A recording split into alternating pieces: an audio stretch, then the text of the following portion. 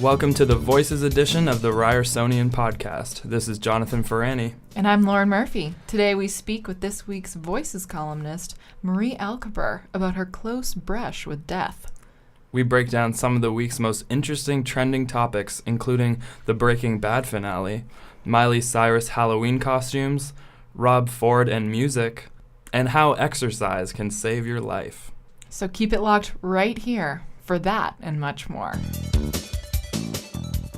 So we have Marie Alcaber in the studio with us today. Hey, Marie. Hi, Jonathan. Thanks for joining us. Thanks for having me. So, Marie, give us a rundown of what the column is about. Well, the column is about something that happened to me when I was 12 years old and I was in the Philippines. I was on a school trip and I was on this boat, and this boat was called Super Ferry 14. It's a huge passenger ship and it usually holds almost 1,000 people, and the boat had exploded, and I would later find out that it was a terrorist attack. So take us through that night. It was dark, it was the dead of night. The details that I do remember are very, very stark in my mind, and I think the most vivid memory I think of that night was the smell of like burning everything. That smell will always stay with me. I remember a huge bang and the sound of shattering glass, and that's when I knew something was wrong because everyone was yelling and everything was chaotic and everyone was rushing to get everyone off their beds, and then all I could see was these rows and rows of orange life jackets being passed down to everyone, and I knew it was serious. So how did you escape? I jumped on really tiny wooden canoe. We call it in the Philippines a bangka. And what happened was the Coast Guard took too long. So these small fishermen came to the rescue, and there was honestly hundreds of them there. And I jumped onto one. And, I remember there was a lady who had a child with her, and it wasn't her child. She was like, do you know whose child this was? And she was holding the child, and we were on the bangka together. And that was the moment when I was like, wow, I could have died. What else did you learn in the days following and years following about that specific attack? I found out a lot of things that I wasn't ready to face. I found out, I think right after the attack, how many people from my city died, but I didn't know that, hundreds of people died. I think maybe in my mind at 12 I was, like people died, but, just putting a number on that years later was just really astounding to me. It's an amazing story, Marie. Thanks for coming in today and sharing it with us. Thank you. It was amazing to share.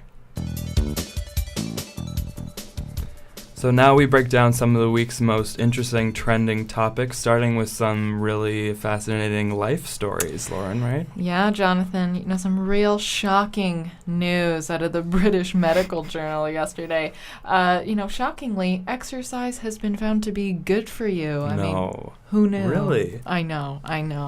As if we needed another study telling us that.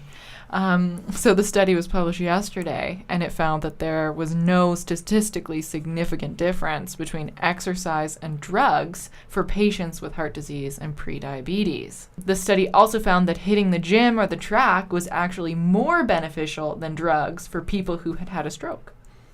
Amazing. So as if you needed more of a reason, get off the couch. And moving on, October is here, and you know what that means. Halloween costume planning. This year's projected popular costumes are already causing controversy. Last Friday, Walmart pulled its beard and turban costume from shelves, apologizing for potentially offending customers. Across the pond, British chains Tesco and Asda have also pulled costumes from shelves, as both faced backlash after releasing psycho ward outfits that negatively portrayed people with mental illnesses. Yikes. Besides pseudo-terrorists and mental patients, prepare to see a lot of Miley Cyruses this year. The twerking former tween star's scant nude bikini and fuzzy bear onesie that she wore on stage at the MTV Music Video Awards is set to be this year's most popular costume. I'm personally going the safe route and going to dress up as a Mountie. What about you, Jonathan? I always say that I'm going to plan my costume in advance, but it never happens. So I usually just end up going with a Clark Kent or another variation using glasses of some sort. So you just put glasses on. I put glasses on and usually put an S on the shirt for Clark Kent. That's usually as far as I go. So speaking of Halloween, instead of sending yourself into a sugar coma with piles of candy, as I will be doing, maybe check out some of the produce being grown right here on campus. Our resident health foodie and anti-gluten warrior, Lee Marshall, has the story. Food is such a natural connector. Food is our great common denominator as humans. And food is being produced right here on campus. Catherine Lung founded Rise Homegrown 3 years ago. Now they have 3,000 square feet of garden space. So we grow a wide variety of vegetables, eggplants, watermelon, muskmelon. Most of their fruits and vegetables come from their rooftop garden on the engineering building. A lot of the roof is currently untended, but Lung says it will be converted into an edible garden for next growing season. Last year we, I think, only produced around 50 kilograms. This year they produced more. 350 kilograms. And next year, Lung says they'll produce even more thanks to the extension of the rooftop garden. How much more? 5 times as much.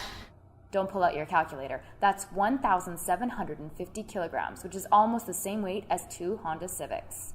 Our goal is to do it more of a market garden, production garden, so that we could produce as much food as possible to go back to the community. Ryerson's executive chef, Joshna Maharaj, wants to buy that produce and serve it to students. We will happily buy all of that food, whatever they have available. I will happily have that and give it a place of real prominence in the cafes. Maharaj is making sustainable food a priority on campus. Our goal is minimum 25% local sustainable procurement on food ingredients. Maharaj estimates that's about 10% more local food than was available in the past, but she won't stop there. And that will increase by 2% over every year of the contract that exists with Compass. Building a closed-loop campus food system is one step towards growing a more sustainable, self-sufficient Ryerson.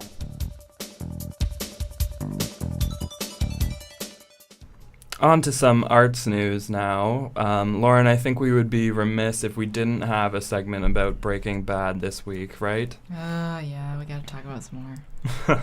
The show ended on Sunday with an immensely satisfying conclusion, probably a bit too satisfying for some. While the neat and tidy finish, by Breaking Bad standards, of course, neat and tidy, it was just what some fans wanted. Some felt it was out of character for a show that so often, subverted expectations. Regardless, its ending really must have seemed like the beginning, at least for the show's producers, at least. The show experienced record-breaking spikes in viewership ratings.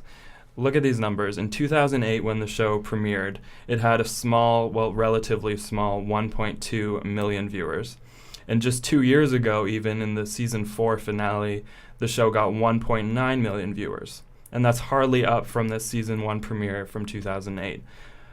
So how could this show pull 10.3 million viewers in the season 5 finale?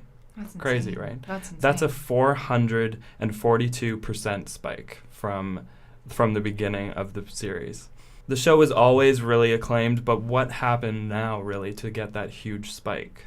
Binge watching with Netflix. Everyone's been getting up on it, sort of coming up to the A conclusion. lot of people are crediting the spike in ratings to the popularity of Netflix. But the first 4 seasons of the show were only recently put up on Netflix, and that might be the explanation for the huge spike in ratings.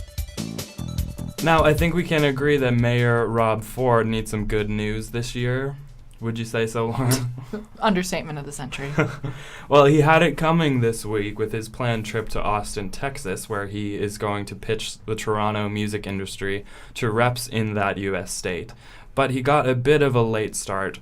The mayor's friend and occasional driver, Alessandro Lisi, was arrested on drug charges late Tuesday night. This is the man the mayor had previously described as a great guy and straight as an arrow. Regardless, the Texas mission is still in play. He left a little bit late yesterday, but he's there now, and the Ford camp hopes to learn from Austin, a city of comparable size in terms of its music scene and economic output. Skeptics can take heed, though. Ford knows his stuff when it comes to music. I like music. growing up. I took piano lessons for a number of years. I regret I never stuck with it. And my brother played the drums, and my whole family was involved in music. We went to a lot of concerts. We have our resident music expert, Sarah Murphy. Sarah, welcome to the show. Thanks for having me. So what do you make of City Hall's plan to pitch Toronto to Texas? Well, I think it's a cool music partnership because Austin is such a great city for music. And there have been some parallels in the past. I mean, Austin is known for their South by Southwest festival, which kind of takes over the city and breaks great new independent bands every single year. And Toronto has adopted North by Northeast, which is kind of like a sister festival to Austin's. So I don't know. I think it's a cool idea. I would argue that there's still a lot of great music in Toronto. But I mean... So Sarah, could you imagine one of Austin's festivals happening in Toronto? Do you think we have that kind of infrastructure? Is that a kind of possibility here? I don't know if we have the space or the bylaws to let this happen, because they tried to bring back the outdoor music festival this summer in Toronto, and I went to a couple of things at Fort York. And it was great to see Broken Social Scene. It was great to see the Toronto Urban Roots Festival in July. But I was having a weird experience where you're into the music and then you take a step back and you look and it's a GO train whizzing by you on one side and the Gardiner on the other. And bylaws just dictate that there can't be noise after 11 p.m. It was a fun experience. I don't think it's the same thing as the Austin City Limits Festival, which just looks like it's going to be insane. Toronto has a lot of great things going for it. We just don't have the prestige that kind of comes with years of being known as this cultural center. That's all for this week's Voices podcast. Join us next Thursday for more art, life, class, and sass. I'm Jonathan Ferrani. And I'm Lauren Murphy.